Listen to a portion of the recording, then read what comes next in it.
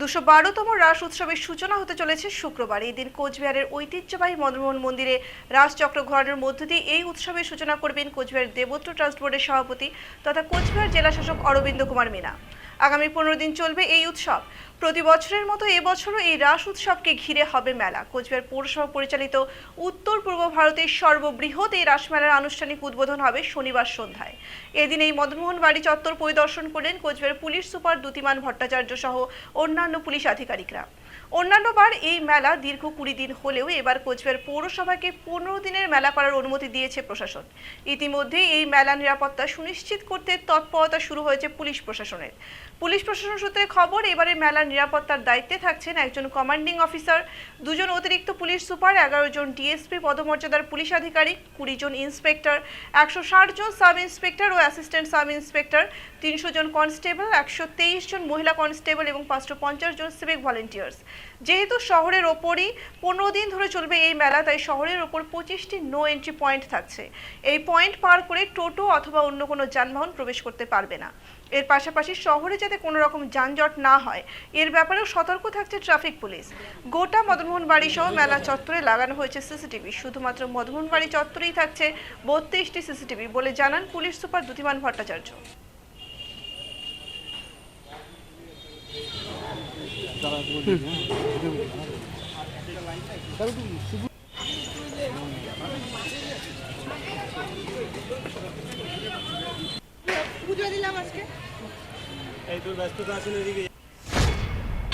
যেহেতু রাস উৎসব 15 দিন ধরে এখানে চলবে, তার সাথে একটা মেলাও রয়েছে, তো তার জন্য আমাদের পর্যাপ্ত নিরাপত্তা বন্দোবস্ত করা হয়েছে।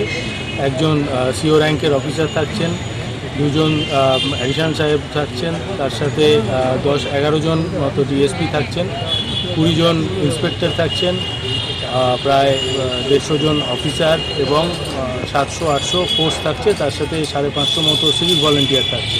তো এইটা যেরকম একটা নিরাপত্তা রয়েছে, তার সাথে সাথে আমাদের প্লেন ক্লোথেরও অ্যারেঞ্জমেন্ট থাকছে।